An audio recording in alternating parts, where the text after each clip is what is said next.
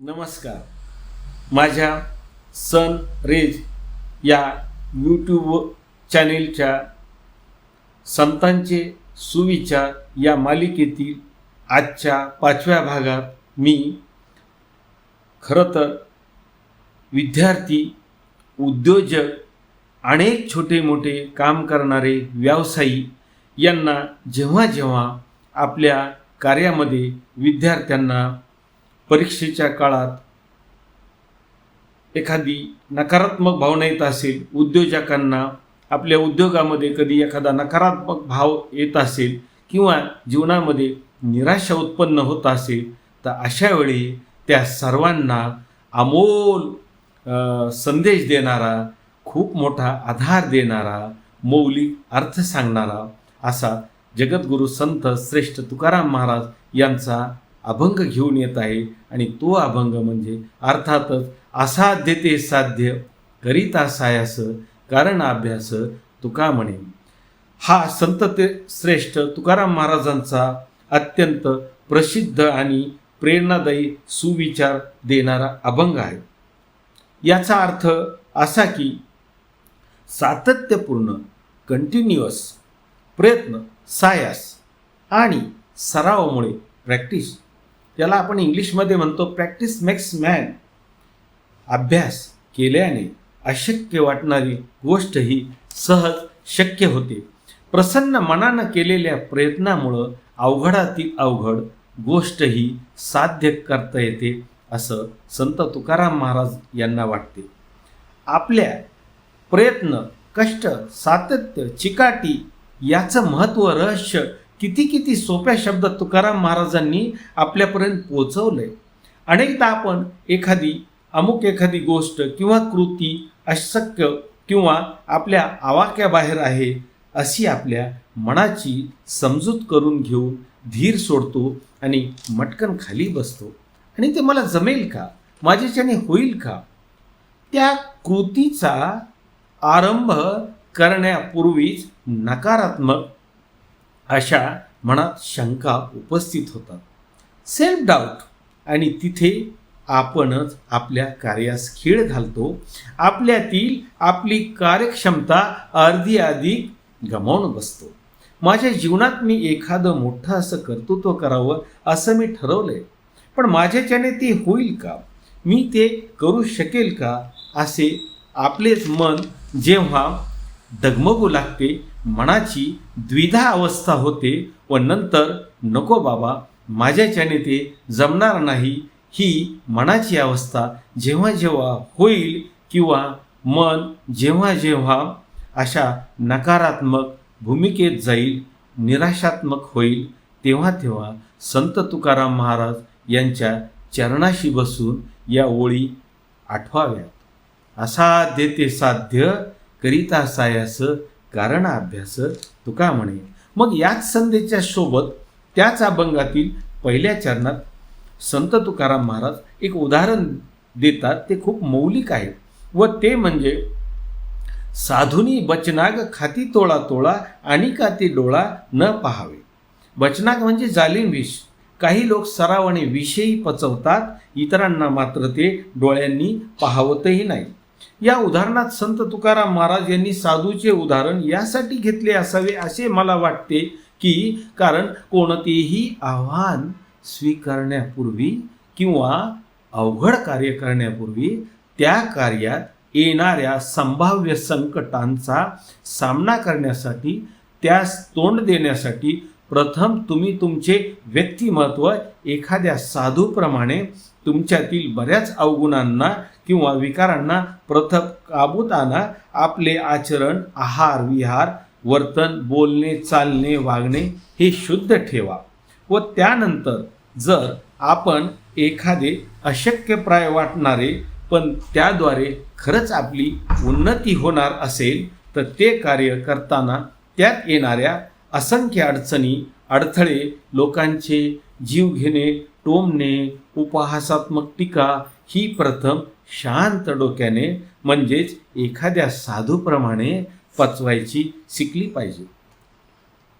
जसा एखादा साधू एखाद्या नागाचे जालिम विषही अत्यंत सूक्ष्म कमी प्रमाणात नेहमी सातत्याने खाऊन पचवतो.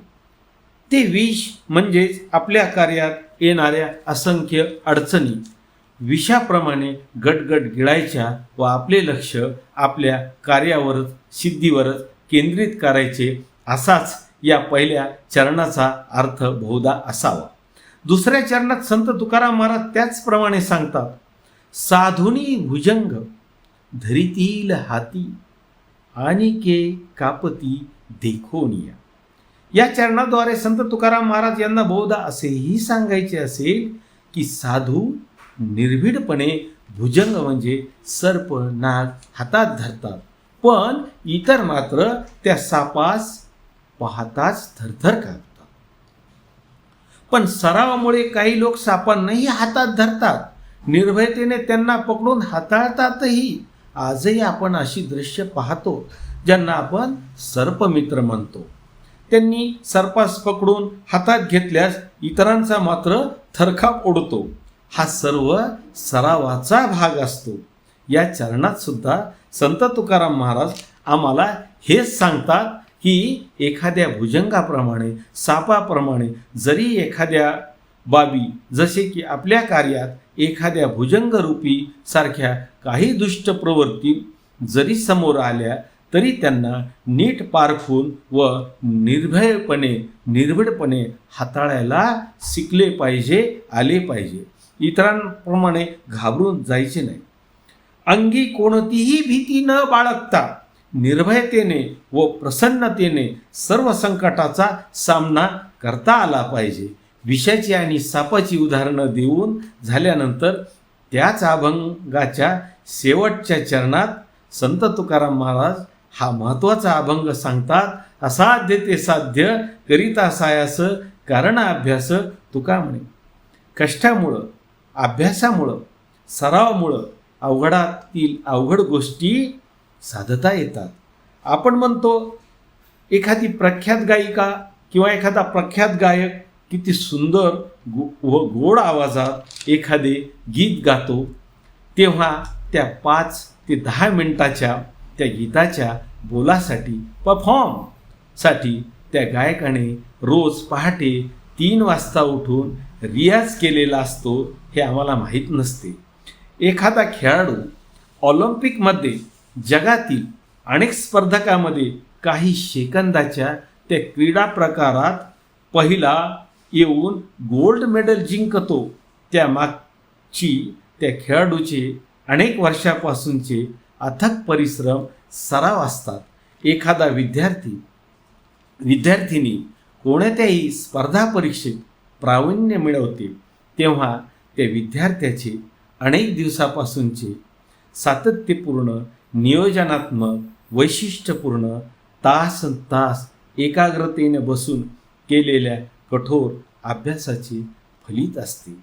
यासाठी सर्वप्रथम आम्ही आळस झटकायला पाहिजे, सकारात्मक विचारांगी बाळगायला पाहिजे, स्वतःच्या चंचल मनाला स्थिर ठेवणे आवश्यक आहे. हल्ली आपण बघतो की मोबाईलचे प्रचंड फॅड झालेले या मोबाईलचे रील पाहण्यात आम्ही किती वेळ घालतो आणि त्यामध्ये किती गुंततो हे आमच्या लक्षात येत नाही. मोबाईल किंवा अन्य मनोरंजन प्रकारांना काबूतच ठेवायला हवे व फक्त आपले ध्येय उद्दिष्ट डोळ्यापुढे ठेवून सतत प्रयत्नवादी राहणे गरजेचे आहे. यासाठी मी एक सुंदर मुंगीचं उदाहरण देतो. मुंगीचे उदाहरण आपणा सर्वांना ठाऊक आहे. अत्यंत छोटा सूक्ष्मजीव असूनही निसर्गता मिळालेल्या वासाच्या वरदानामुळे जिथे कुठे अन्नपदार्थाचा वास येईल त्या ठिकाणी मग ती जागा उंचीवर असली तरी 100 दात्या उंचीवरून खाली पडून सुद्धा ती मुंगी पुन्हा त्या अन्नाच्या डब्यात बारकाईने शिरून त्यातील अन्नाचा कण इवल्याशा तोंडात घेऊन भविष्यासाठी साठवत असते. अशा रीतीने अशक्य किंवा अत्यंत कठीण वाटणारी कोणतीही गोष्ट जिद्दीने सततच्या प्रयत्नांनी आणि सरावाने पूर्ण करून दाखवणे होय. जगात कोणतीही गोष्ट पूर्णपणे अशक्य नसते. जर माणसाने स्वतःमधील कौशल्य ओळखून योग्य दिशेने प्रयत्न केले तर कठीणातलं कठीण ध्येयसुद्धा सहज प्राप्त होते आणि मग त्यानंतर मिळणाऱ्या यशाने जीवन आनंदानं भरून जातं, दुःख पळून जातं, अडचणी कटकटी नाहीशा होतात. चला तर मग जगद्गुरू संत तुकाराम महाराजांचा हा अभंग व त्यांच्या प्रतिमेला डोळ्यापुढे ठेवून आपण अभ्यासाला, आपल्या नित्य कार्याला लागू. माझा हा व्हिडिओ आपल्याला आवडला असेल तर जरूर सबस्क्राईब करा, शेअर करा व आपल्या प्रतिक्रिया जरूर नोंदवा. व विशेष म्हणजे आजचा हा व्हिडिओ माझा आपल्या घरातील मुलांना नक्की ऐकवा. धन्यवाद.